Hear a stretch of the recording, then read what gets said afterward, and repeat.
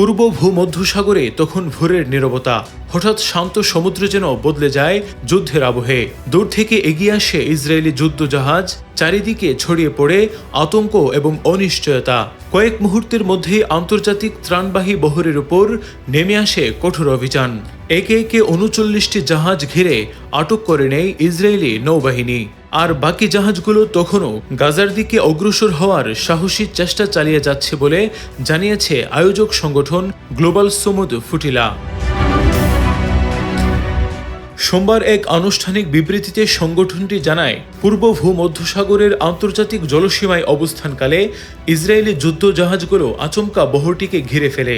এর আগে সোমবার ভোরে সামাজিক যোগাযোগ মাধ্যম এক্সে দেওয়া এক পোস্টে ইসরায়েলের পররাষ্ট্র মন্ত্রণালয় জানায়, গাজার উপর আরোপিত নৌ অবরোধ ভাঙার কোনো প্রচেষ্টা তারা মেনে নেবে না। ইসরায়েলি কর্তৃপক্ষ এই ত্রাণ বহরকে উস্কানিমূলক পদক্ষেপ হিসেবে উল্লেখ করে জাহাজগুলোকে দ্রুত ফিরে যাওয়ার নির্দেশ দেয়। এই ঘটনায় তীব্র প্রতিক্রিয়া জানিয়েছে তুরস্ক। দেশটির প্রেসিডেন্ট রিসেপ তাইয়েব এরদোয়ানের ইসরায়েলের এই পদক্ষেপকে জলদস্যুতা আখ্যা দিয়েছেন।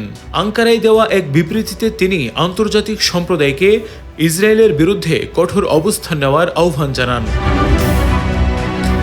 তুরস্কের পররাষ্ট্র মন্ত্রণালয় জানিয়েছে, আটক হওয়া জাহাজগুলোর মধ্যে অন্তত ৪৪ জন তুর্কি নাগরিক রয়েছেন। তাদের নিরাপদ প্রত্যাবর্তন নিশ্চিত করতে সংশ্লিষ্ট দেশগুলোর সঙ্গে সমন্বয় করে কূটনৈতিক উদ্যোগ নেওয়া হচ্ছে। আয়োজকদের তথ্য অনুযায়ী ৩৯টি দেশের ৪২৬ জন অধিকার কর্মী নিয়ে মোট ৫৪টি জাহাজের এই আন্তর্জাতিক ত্রাণ বহরটি গত বৃহস্পতিবার দক্ষিণ তুরস্কের একটি বন্দর থেকে গাজার উদ্দেশ্যে যাত্রা শুরু করে। এটি ছিল গ্লোবাল সুমুদ ফ্লোটিলার তৃতীয় প্রচেষ্টা। ত্রাণবহরে থাকা লার্ক নামের একটি জাহাজ থেকে তুর্কি অধিকার কর্মী আহমেদ সুলেমেজ সরাসরি জানান, তারা ইসরায়েলি হুমকিতে ভীত নন, তবে আটক হওয়া জাহাজগুলোর আরোহীদের নিরাপত্তা নিয়ে তারা গভীর উদ্বেগে রয়েছেন। একটি লাইভ ট্রেকিং ম্যাপ অনুযায়ী লার্ক তখনও গাজা থেকে প্রায় ২১৫ নটিক্যাল মাইল দূরে অবস্থান করছিলেন। এর আগেও একই ধরনের ঘটনা ঘটেছে। গত ১২ এপ্রিল স্পেন থেকে যাত্রা করা একটি সংগঠনের একটি ত্রাণবহর মাঝ সমুদ্রে আটকে দেয় ইসরায়েলি বাহিনী। তখন শতাধিক অধিকার কর্মীকে গ্রিসের ক্রিত দ্বীপে পাঠিয়ে দেওয়া হয়। এছাড়া গত বছরের অক্টোবর মাসে সংগঠনটির আরেকটি বহর আটকে দিয়ে জলবায়ু আন্দোলন কর্মী গ্রেটা থুনবার্গ সহ ৪৫০ জনের বেশি অংশগ্রহণকারীকে গ্রেফতার করা হয়েছিল। আন্তর্জাতিক মধ্যস্থতায় গত বছরের অক্টোবর মাসে গাজায় একটি যুদ্ধবিরতি চুক্তি হলেও মানবিক সহায়তা পৌঁছানো নিয়ে বিতর্ক এখনও অব্যাহত রয়েছে। ফিলিস্তিনি নাগরিক ও বিভিন্ন আন্তর্জাতিক সংস্থার অভিযোগ, গাজায় প্রয়োজনের তুলনায় খুবই কম ত্রাণ পৌঁছাচ্ছে। বর্তমানে গাজার ২০ লাখেরও বেশি মানুষ বাস্তুচ্যুত অবস্থায় মানবেতর জীবনযাপন করছেন।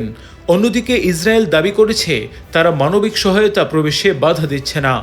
দেশটির পররাষ্ট্র মন্ত্রণালয়ের ভাষ্য অনুযায়ী ২০২৫ সালের অক্টোবর থেকে এখন পর্যন্ত ১৫,৮০,০০০ মেট্রিক টনের বেশি ত্রাণ ও বিপুল চিকিৎসা সামগ্রী গাজায় প্রবেশ করতে দেওয়া হয়েছে।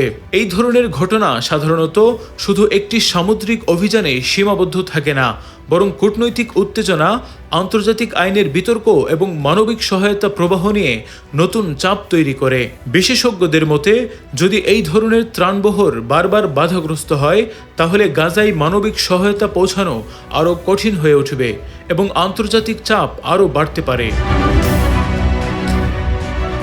নোমান বিন বশির, নিরপেক্ষ।